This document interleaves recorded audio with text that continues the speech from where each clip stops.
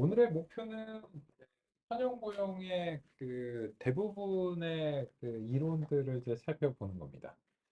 그래서 이제 선형 모형의 기본적인 부분들은 살펴봤는데, 이 선형 모형을 잘 활용하는 이제 고급의 이론들과 관점들은 아직 이제 제시가 안 됐고, 그래서 이번 시간부터 이제 2시간을 거쳐서 그런 투자를 하겠습니다.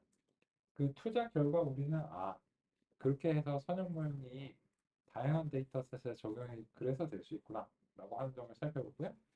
그리고 이제 내일은 이제 이미 소개해드린 대로 대체로 결정 트리에 할당할 거고, 그 앙상블 조합학습이라고 하는 것은 이제 주로 결정 트리를 보완하는 기법이기 때문에 같은 계열로 보시면 됩니다. 이제 오늘 결정 트리, 이제 내일은 결정 트리 계열이니까 앙상블까지 이제 내일 다룹니다. 5일 차에는 비지도 학습과 나머지 잡다구리한 내용들 이런 것들 살펴보면서 탐색적 데이터 분석에 이제 도움이 되는 뭐 이런 것들 기법들을 이제 보고요. 그 왜 비지도 학습 알고리즘들이 탐색적 데이터 분석에 도움이 되는가 이런 것들 같이 이제 살펴보고, 그 결과 탐색적 데이터 분석을 잘하면 그게 지도 학습의 성과로 이어질 수 있다는 점도 같이 이제 살펴보겠습니다. 그럼 이제 아까 우리가 마지막으로 했던 논의 무엇이었냐면 이 가설 공간이라고 하는 이야기를 했습니다. 근데 이 가설 공간이 제한적이면 그 아무리 발버둥 쳐도 이게 안 된다는 거죠. 그런데 지금은 어떻게 했냐는 거예요. 그래서 이제 지금 했던 활동을 같이 한번 이제 보겠습니다. 그러면 이제 이 모형이 직선이 된 이유가 무엇인가를 우리가 통찰해 보니 데이터가 문제였던 거죠. 데이터가 1차원밖에 안 되니까 이 선형 알고리즘, 선형외기 알고리즘에서는 요 해당 x1에 대응되는 기울기로서 w1을 결정할 수밖에 없고, 그래서 이제 이 직선의 가설 공간에 갇히게 되는 거죠. 그러면 데이터를 증가시키면요. 그래서 데이터를 이렇게 하나 증가시키면 그럼 w1, w2가 되니까는 이제 가설 공간이 증가합니다. 야, 근데 설령 그렇다고 해도 그거는 평면이지 지금처럼 포물선이라고 할 수는 없잖아. 근데 이 평면이라고 하는 그림을 그릴 때는 한 가지 강력한 가정이 있습니다. 뭐냐면 x1하고 x2가 서로 독립적이라서, 그래서 그래프에서 직교적으로 나타날 수 있다는 가정하에서 이 예측 모형이 평면이 된다는 겁니다.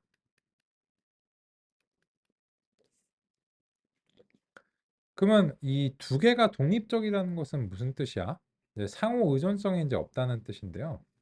근데 대부분의 경우는 이게 거의 불가능합니다. 그리고 이제 이 선형 알고리즘 자체가 이런 가정을 하진 않습니다. 그게 이제 무슨 말이냐면,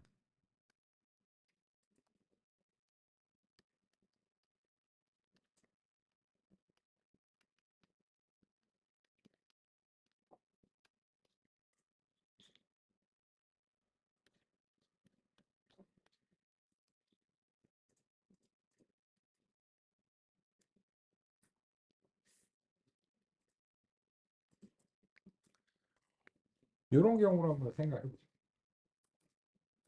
예를 들어서 어떤 한 속성은 키예요. 그리고 x1이 키고 x2가 몸무게라고 가정해 보겠습니다. 그러면 제가 어떤 사람의 키가 2m라고 하면 이 몸무게가 10kg일 가능성은 얼마나 될까요? 키가 2m인데 몸무게가 10kg일 가능성은 얼마나 될까요? 거의 없지 않을까요? 그러니까 모르긴 몰라도 뼈 무게만해도 그거보다 더 나갈걸요. 그래서 보통 키가 2m인 뭐 체육관 같은 분들은 그 몸무게가 거의 뭐 90대 90kg 이상인 경우 많잖아요. 그죠? 뭐 아무래도 키가 크니까 이제 덩치가 크잖아요. 그러면 이게 10km의 가능성이 거의 0에 가깝다고 말씀드렸는데 저도 대략적으로 동감하고요.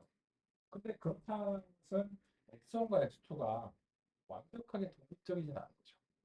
상관관계가 있는 거잖아요. 근데 만약에 그렇다면 이걸 이렇게 직교적으로 그릴 수는 없는 거예요. 키와 분.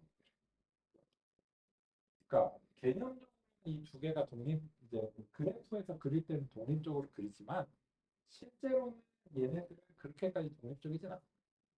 우리가 직교 좌표계 물리학 시간에 할 때 가로 수평 방향하고 수직 방향은 독립적이잖아요.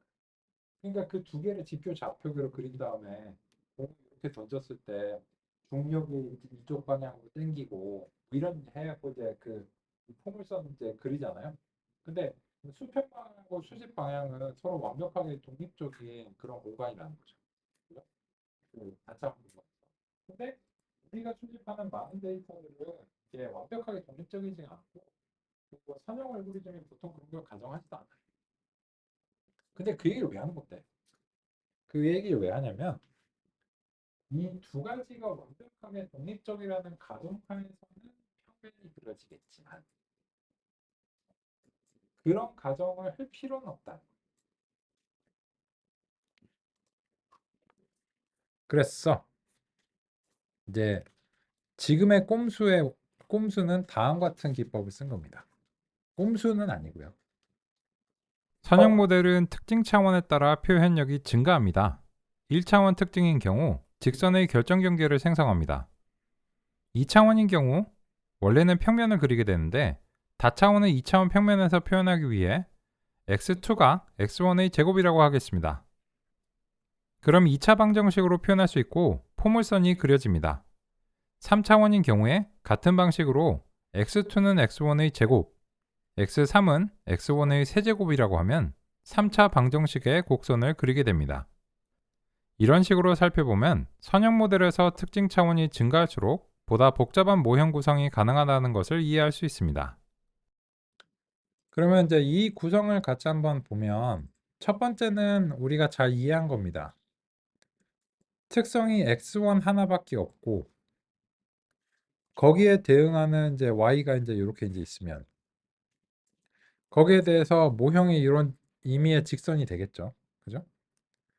근데 원래 같으면 이게 x1하고 x2가 이제 직교적이다라고 하면 x1하고 x2가 직교적이면 그로 인해서 y는 이런 공간에서 형성이 되고 그 공간에서 이제 평면이 결정이 되겠죠. 근데 이번에는 어떻게 했냐면 이 x2가 원래 없었어요. 없었는데 x1을 제곱해서 x2라고 그냥 만든 겁니다. 그 왜 그렇게 했는데?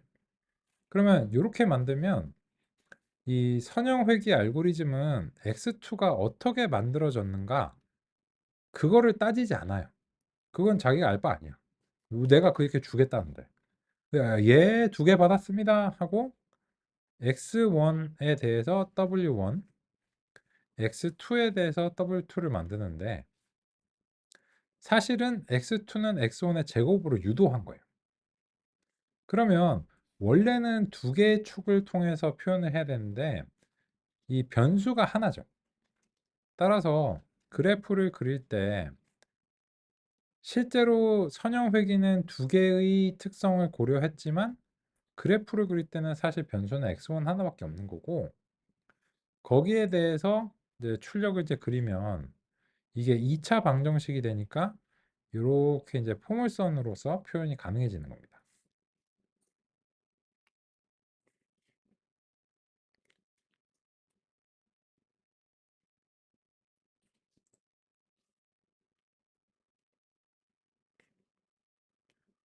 그러면 이제 우리가 했던 실험하고 비교해 보겠습니다. 여기 이제 보시면 이제 이 부분이 이제 관건이에요. 우리가 지금 진정한 y는 2차 항입니다. 근데 이상적인 모형이 그래서 그런 2차 방정식의 모형이 필요해요. 그런데 기존에는 우리 데이터가 1차원이었기 때문에 선형 회귀가 형성하는 것의 가설 공간이 1차수로 제한이 됩니다. 그죠? 그런데 여기서는 이제 뭘 했냐면 기존의 x를 제곱을 해서 두 번째 속성으로 만든 거예요. 그래서 이거는 요게 기존의 x1들이고 그게 s개가 있는 겁니다. 근데 이 호리존탈 스택으로 하면 수평 방향으로 쌓기가 수행되는데 x2를 만들어 준 거고 그 x2는 사실은 x1에서 이제 유도한 값입니다. 그래서 요 두 개를 합쳐서 x2로 이제 만들어 준 거예요. 그러면 어떻게 되냐면 이 x1의 제곱인데 실체는 얘는 그걸 몰라요. 모르고 어쨌든 자기 입장에선 두 개를 받은 거야. 그래서 얘 w2 하고 x2인데 사실은 x1의 제곱인 거예요. 그러면 이게 뭔가요? 요 틀이 바로 우리가 요구하는 2차 항의 요건을 가지고 있죠. 그래서 그런 데이터로 경험을 시켜주면 리니어 리그레션 모델은 예 하고 해줍니다.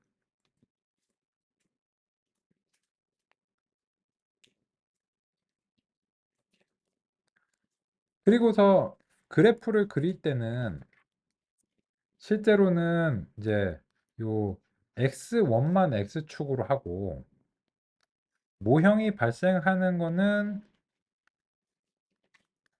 x1하고 x2를 다 주고요. 그 결과 발생한 y값은 원래 2차수를 요구하는 실제 정답에 근사한 거죠. 그래서 이렇게 이제 된 겁니다.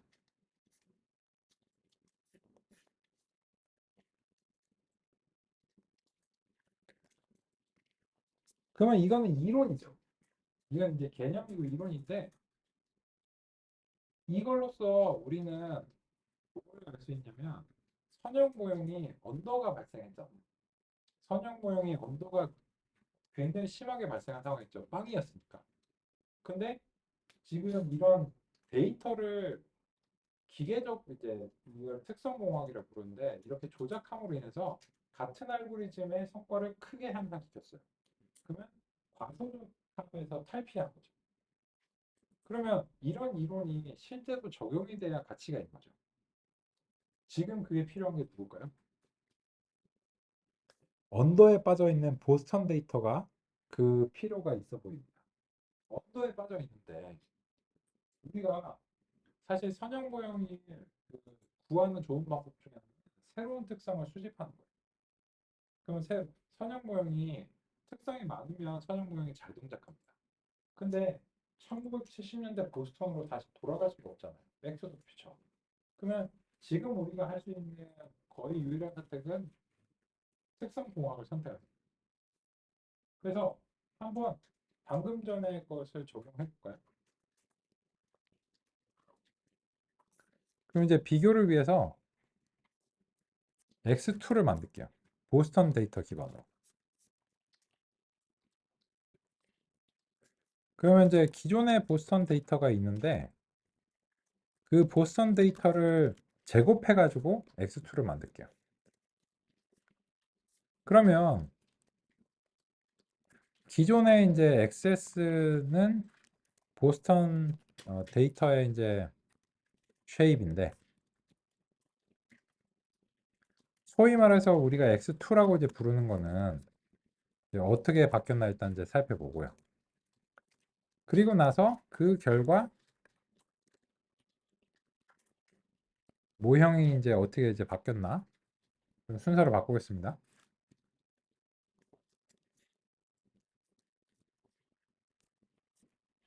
첫 번째는 이제 선형 회귀.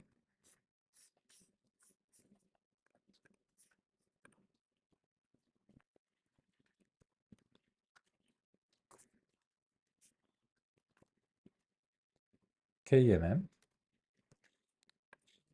두 번째는 이제 선형 회귀인데 특성 공학을 조합한 거. 그러면 이제 이 보선 데이터 대신에 x2라고 하겠습니다.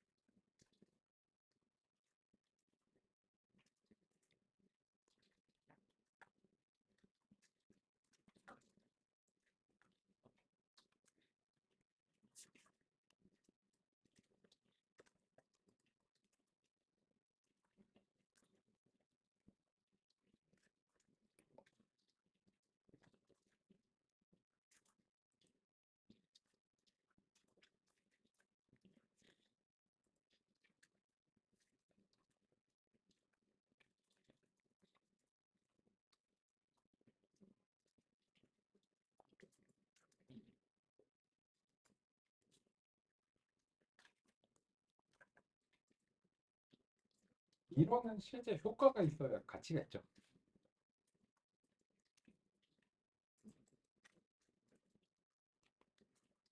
근데 기존에 저 차원에서 먼저 본 거는 눈으로 보지 않으면 우리가 납득이 좀 힘드니까요. 근데 보선 데이터는 이런 걸 했을 때 눈으로 볼 수가 없죠. 그렇죠?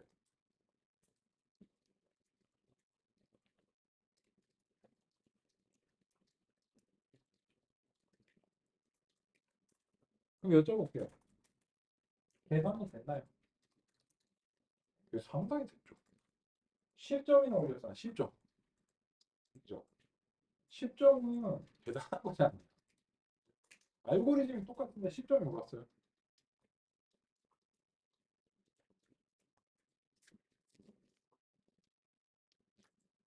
근데 이거를 제가 바로 제시 드렸을 때 납득하시긴 조금 어려우셨을 거예요. 눈으로 볼 수가 없으니까. 그래서 이제 우리가 단계와 과정을 거쳐서 그게 효과가 있을 것 같다라고 하는 어떤 확신과 짐작이 있는 상태를 해봤고, 그 상태에서 우리가 그런 동일한 방식을 이제 좀 더 이제 고차원 데이터에 적용해봤을 때 10점이나 우리 효과를 확인했습니다. 그래서 같은 기법을 했죠. 근데 차이점은 뭐냐면 예전에는 X1만 근데 이번에는 X가 13차원이기 때문에 그 X1부터 X13까지가 다 제곱이 돼서 13 곱하기 2에서 26차원이 됐어요. 그래서 이제 이렇게 이제 하고 났는데 지금 훌륭한 시험 점수가 모두 10점이 향상됐습니다. 굉장히 훌륭한 성과죠. 그래서 우리가 납득한 이론이 여기서 실질적인 성능 향상에 이제 기여하는데 그래서 제가 계속 말씀드리고 있는 게 뭐냐면 데이터와 알고리즘의 조합이 되게 중요하다. 근데 데이터라고 하는 것은 수집하는 방향도 있고 가공의 방향도 있어요. 그래서 수집뿐만 아니라 가공에 의해서도 영향을 상당히 있습니다. 그럼 다시 한번 여쭤볼게요. 이게 언더인 건 이미 판정을 했죠. 이거 언더잖아요. 그러면 다시 이제 또 UFO를 판정해야 될 시점입니다. UFO 뭐라고 하시겠어요? 얘는 언더인데 얘는 언더. 여전히 언더입니다. 그죠? 그게 맞아요. 여전히 언더. 좋아졌지. 근데 이런 거죠. 학원에서 여기 그 입시학원을 보냈더니 얘가 10점이 향상돼서 왔어. 수능 점수도 향상됐어. 그러면은 정말 감사합니다. 딱 하루에. 그 다음에 어떻게 더 이거 더 올려주세요. 이럴 거 아니야. 그죠? 예전에는 인서울이 힘들었는데 이제 인서울이 될 것 같아. 그럼 거기서 만족하냐? 부모님 학원들도 안 그러죠. 이렇게 올라간 거 보니까 빡세게 시키면 잘할 거다. 그래갖고 막 더 해가지고 이제 좋은 학교 보내자. 뭐 이런 얘기 나올 거 아니에요. 그럼 어떻게 해야 될까?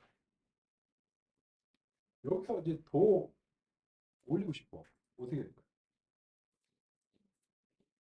또 세제법에서 추가하는.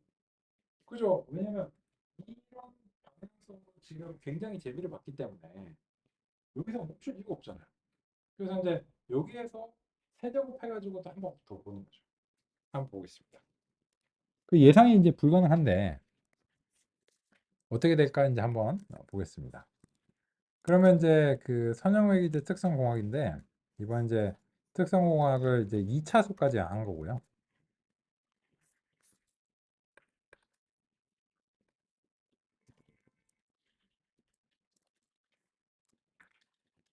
그러면 이제 사실상 복사 붙여넣기 데서 이제 3차수, 그죠? x3. 그럼 이제 그 보스턴 데이터에서 세제곱 뭐 이렇게 이제 해보겠습니다. 그럼 이제 x3이 이제 뭐가 될 거고, 그죠? 네, 이렇게 이제 해봤습니다.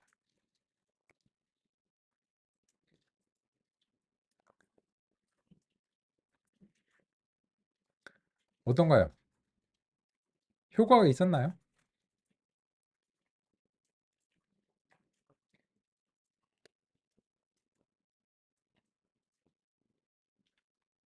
효과는 있었죠. 근데 아까처럼 극적이진 않아요. 그러니까 아까는 실점생 약간 이런 거고 지금은 아니 한 번에 1년 더 보냈는데 왜 이래 점수가 막 이런 얘기가 나오는 거죠. 사실 그렇잖아요. 이게 70점에서 80점 만드는 거는 돈으로 되는데 80점에서 90점 만드는 건 돈으로 조금 어려워. 그건 이제 재능이 있어야 되죠. 연습을 많이 한다고 손흥민이 되게 조금 어렵잖아요. 재능이 있어야 돼요. 그 돈으로 되는 좀 한계가 있는데 그거랑 비슷한 거나. 그래서 되게 약간 이런 느낌이죠. 근데 여전히 뭔가요? UFO. 여전히 언더죠. 여전히 계속 언더가 나. 아 이제 감질 나는데. 근데 한 가지 이제 우리 그 수가 더 있습니다. 뭐냐면 서로 다른 특성들끼리 곱하는 것도 있을 거예요. 음.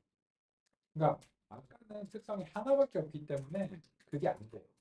근데 특성이 여러 개면 서로 다른 것들끼리 곱하는 수가 있을 거예요.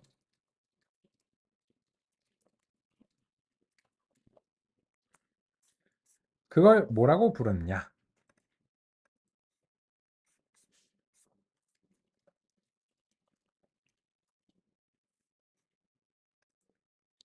다항식 차원 확장이라고 부릅니다. 그래서 지금의 경우에는 그냥 그 제가 간단하게 이제 표기를 해봤는데 원래 데이터가 2차수예요. x. 근데 우리가 하는 방식에 따르면 x1 제곱하고 x2 제곱하고 요거 하면 그러면 딱 2배가 증가하겠죠.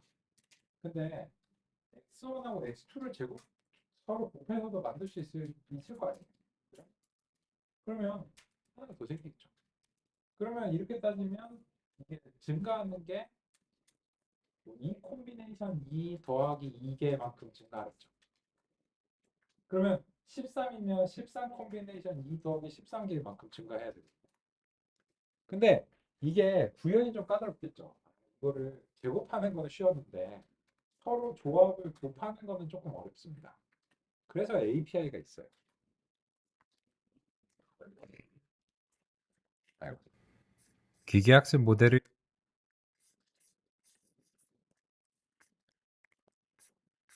이제 교재에 어느 영역을 보셔야 되는지 같이 살펴보겠습니다.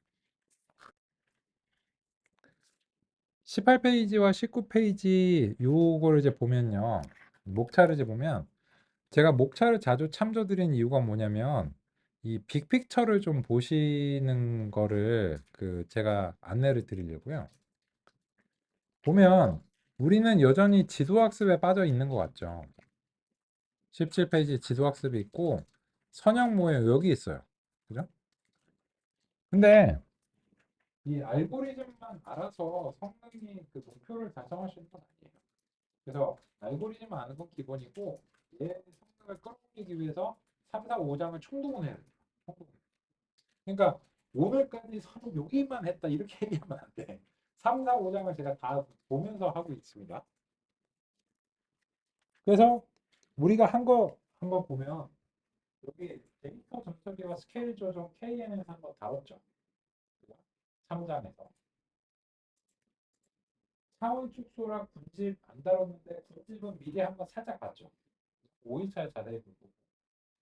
데이터 평가 특성공학 모델 평가 성능에 대해서 5.2점의 교차 검증 봤죠. 기본 개념 아셨죠? 그래서 이제 요거 이제 다뤘고. 근데 지금은 어디에 관심을 가지려면 데이터 표현과 특성공학. 이 특성공학이고 여기서 지금은 4.5절의 상호작용과 다항식 여기입니다. 같이 가서 볼까요? 그래서 이제 306페이지로 이제 가보겠습니다.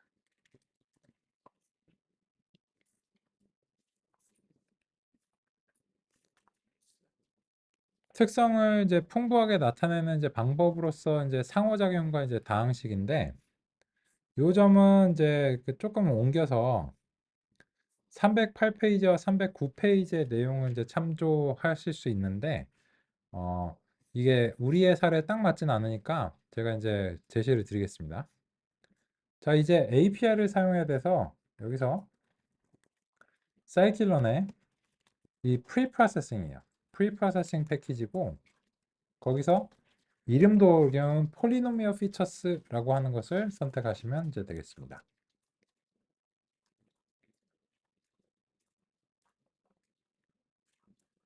당연히 자동 완성을 사용하시기를 권장합니다.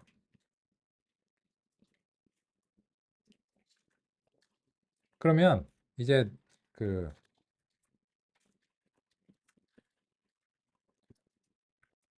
이번 신호는 선형회귀 플러스 다항식 차원 확장 그리고 2차수로 해보겠습니다. 2차수로 아까 했잖아. 아, 이건 조금 달라요. 왜냐하면 이제 보시면 알 거예요. 그러면 이제 그 처음이니까 다항식 차원 확장기라고 이제 부르고 폴리노미얼 피처스를 디그리를 2로 설정하고 바이어스는 이제 포함 안 할게요. 그러면 이제 이 다항식 차원 확장기를 통해서 XX2라고 부를게요. XX 조금 그가 좀 거시기한데 발음이 이 fit 트랜스폼을 한꺼번에 이제 수행하겠습니다. 그래서 이제 보스턴 데이터에 대해서 이제 수행하고 그러면 이제 요 프린트 문을 한번 이제 보시죠.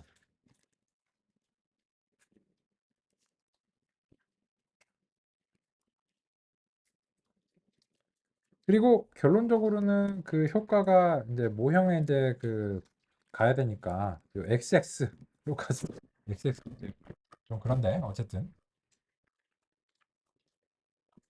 이렇게 이제 보겠습니다.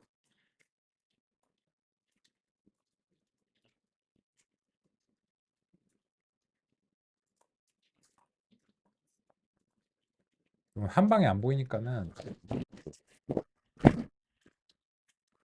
새로운 셀에서 그냥 따로 할까요?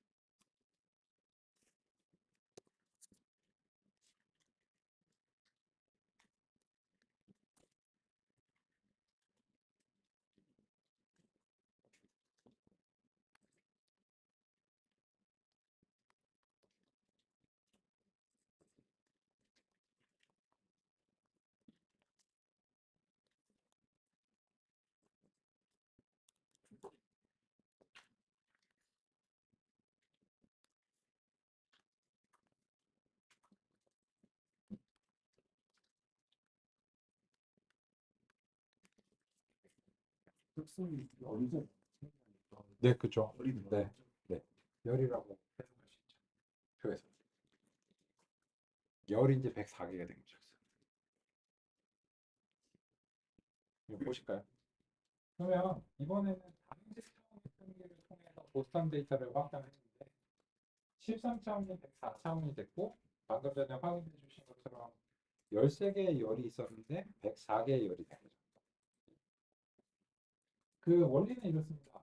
네, X1부터 X13이 있는데 원래는 X1에 X2에 뭐 이것만 하면 그냥 두 배만 푸는데 이번에는 X1, X2, X1, X3 이런 식으로 이제 조합의 가지를 수를 따져야 되니까 13 콤비네이션 2만큼 더하기 원래 13개 더하기 13개 그러니까는 13 곱하기 2 더하기 13 콤비네이션 2 이만큼 생기겠죠. 그죠?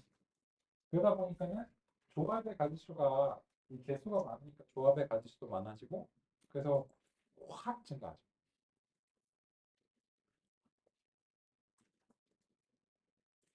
이익이 있었나요? 여쭤볼게요. 이익이 있었나요? 이익이 중요하죠. 그래서 어떻게 생각해요? 이익은 조금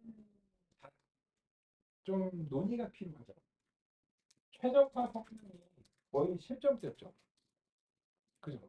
그러면은 이 최적화 성능에서는 예전에 처음 봤던 그 극적인 느낌을 다시 한번 느껴볼 수 있습니다. 이렇게 올라오죠. 근데 시험 성능은요. 이익은 있었어요. 근데 얘만큼 많이 올라가지 못했거든요. 그죠? 그래서 이거는 UFO에서 이제 뭐라고 판정하시면 좋을까요? 요 마지막 파트는 UFO에서 오버핏이죠. 요게 이제 오버핏이에요. 그럼 왜 그러냐면 오버핏으로 판정을 하신다는 거는 어떤 거냐면 이 모형의 표현력으로 기인한 오버핏이면 데이터의 규모가 크고 그런 경우에는 모형의 표현력을 더 증가시키지 말고 다른 방법을 취해야 된다는 신호입니다. 그래서 제가 이 표현력을 더 증가시켜 볼까요? 어떻게 하면 될까요? 여기서 딱 한 개만 바꾸면 돼. 그렇죠? 요 3으로 한번 해보세요. 3. 그럼 제가 예고하는데 이게 100점에 가깝게 나올 겁니다. 훈련 점수가. 그죠? 저도 한번 해볼까요?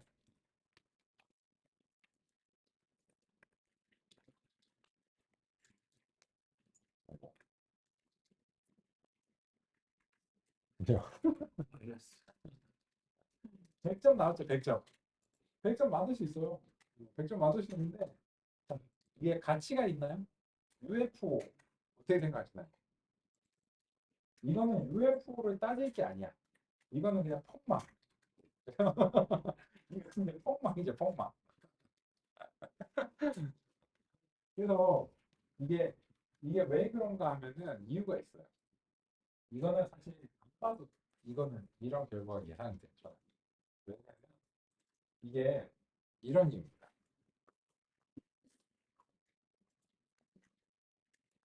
이거를 언제까지나 추구할 수가 없고 사실 이제 아까 점수를 보면 더 이상 이런 방향을 하면 안 됩니다. 왜 그런가 하면 이게 보통의 데이터 그러니까 바람직한 형태는 뭐냐면 이 S랑 N의 관계가 건전한 관계는 이런 관계입니다.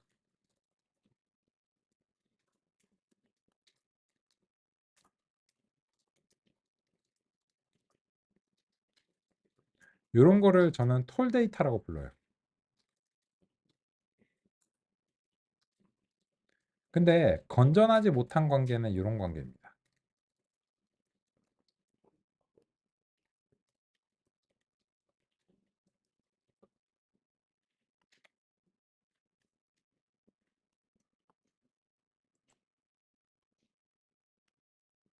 이런 데이터를 저는 와이드 데이터라고 부릅니다. 딱 보기에 그렇게 생겼잖아요. 그죠?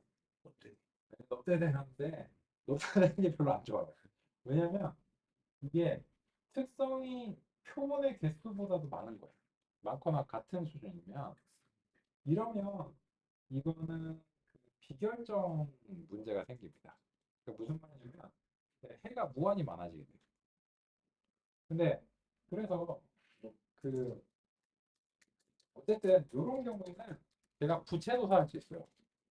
그냥 누가 그냥 그 데이터를 가져왔는데 와이드 데이터를 딱 가져온 거예요. 그러면은 알고리즘을 적용해 볼 필요도 없어. 부채를 딱 펴고 과적함이요 이렇게 하면 돼요. 무조건 과적함 합니다. 이거는 무조건 과적함.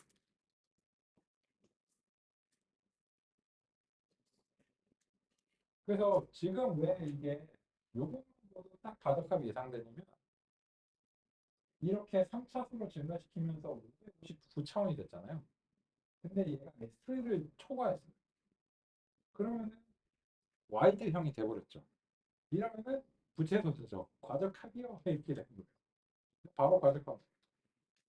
그러니까 이거를 더 추구하고 싶어도 언더로 판정한다는 것은 무슨 뜻인가요?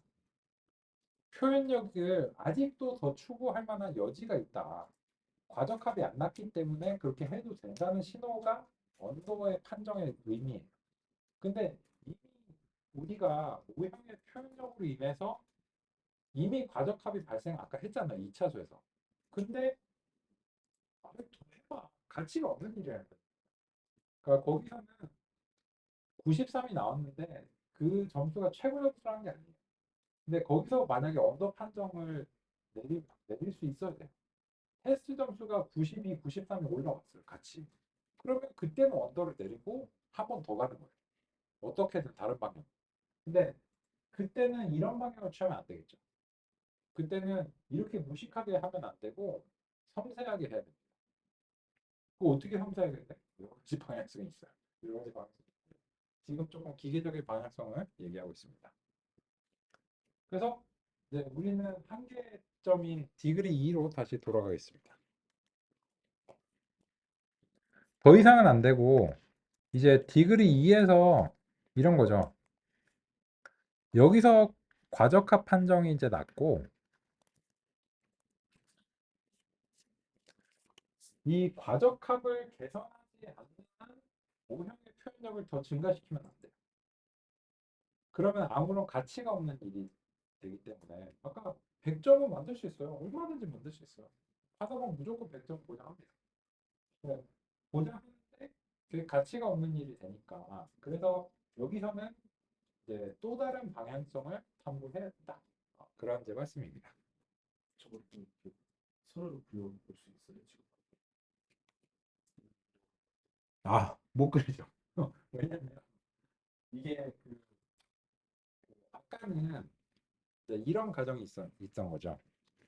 좋은 이제 논의 주셨는데 그래서 이제 이게 그 개념도라고 부르는 게 이제 그런 거죠.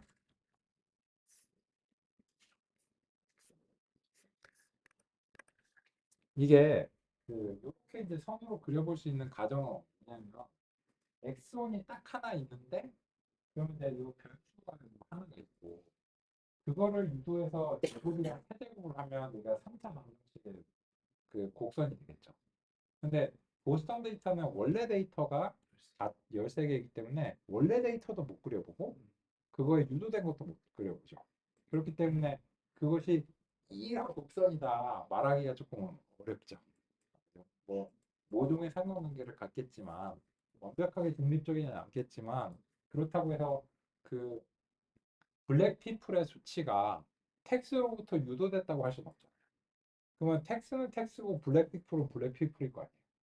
그죠?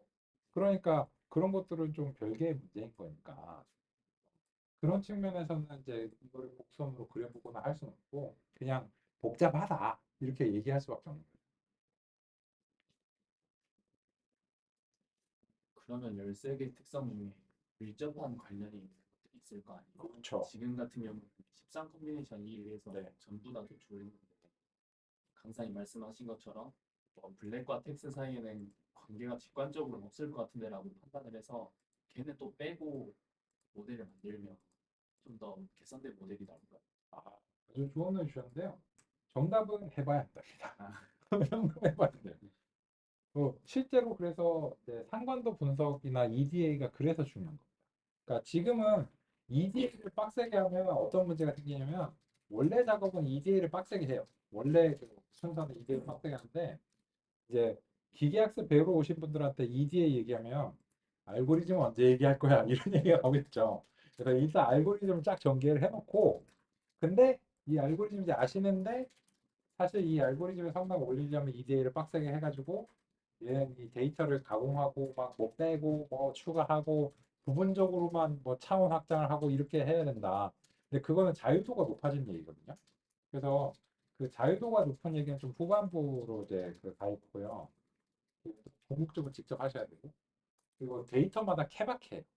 근데 알고리즘 얘기는 표준이잖아요. 이거는 만국 공통이에요. 어느 나라 가서나 똑같은 얘기를 할 수 있어요. 근데 데이터의 가공은 완전 케바케이기 때문에 그거는 이렇게 데이터로 봐야 됩니다. 그렇게 그렇게 말씀드릴 수밖에 없고 그래서 지금은 자유도가 낮은 편이고요. 그 만국 공통의 얘기를 하고 있고 이제 점점 이제 그 뒤로 가면 들어갈수록 결국 데이터의 승부가 있다 뭐 이런 거고 지금도 이제 한번 경험해 보시는 거예요. 혹시 팽이 엄청 많으면 네. 좀더 내려고 샘플의 개수가 많아서 이제 이걸 더 늘려서도 계속 톨이 나올 것 같다. 그러면 해볼 수 있죠. 근데 그거는 무조건 하셔야 되는 건 아니고, 그러니까 나는 이게 그 샘플의 개수가 뭐한 100만 개야. 그러니까는 뭐 열이 한 수십만 개 돼도 아직 여전히 톨이야. 그럴 수 있어요. 그럴 수 있고. 저번에 그 구글 세미나 가니까 구글 엔지니어가 그런 얘기 하더라고요. 그 자기네들이 그 데이터베이스 막 조인 하고 이렇게 하니까 열이 10억 개가 됐대요. 열이 10억 개. 근데 그 열이 10억 개짜리를 가지고서 기계학습을 할 수 있다는 얘기 볼까요? 데이터가 수족이라는 뜻이죠. 데이터가 수족이면 10억 개도 돼요. 그럼 돼요. 여전히 톨이지. 아주 톨이지. 그죠? 그러면 되지. 뭐 되는데. 그렇습니다. 근데, 하지만, 과도값이 나면 아무리 톨이라도 멈춰야 돼. 그러니까, 이 과도값을 개선하고 나서 해야 되는 거지. 무조건 이제 그 추가만 되겠죠. 그래서 이거를 보시면, 똑같은 알고리즘인데 어떤 데이터 과학자가 만지느냐에 따라서 성능이 많이 다르겠구나. 이런 걸 이제 좀 짐작하실 수가 있죠. 아무래도. 그래서 제가 생각보다 알고리즘의 종류가 많지 않은데 왜 다들 그 다양한 성능들을 발휘하는가. 데이터를 이제 보유하신 데이터가 있는데 보통 데이터들이 데이터베이스에 여러 표로 나눠져 있잖아요. 어떤 데이터를 조인하실 건지를 선택하셔야 되죠. 예를 들어서 그 밑에 지하 1층 식당 있잖아요. 되게 점심 잘 드셨나요?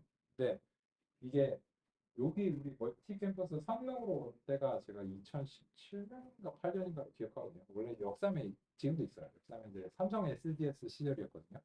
그때 저기 우리 또 지금 저 삼성전자 그 회장님께서 당시에 이제 승계하면서 SDS에서 이제 멀티 캠퍼스를 팔아가지고 그 현금을 조금 마련하셨다는 그 기사를 봤거든요.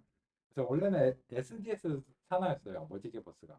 근데 그 얘기를 왜 했냐면 이게 잡설인데 살짝 잡설인데 그리고 그러고 나서 거기 있다가 여기 이제 위버크 건물로 이제 또 이제 그 멀티를 확장을 떴죠.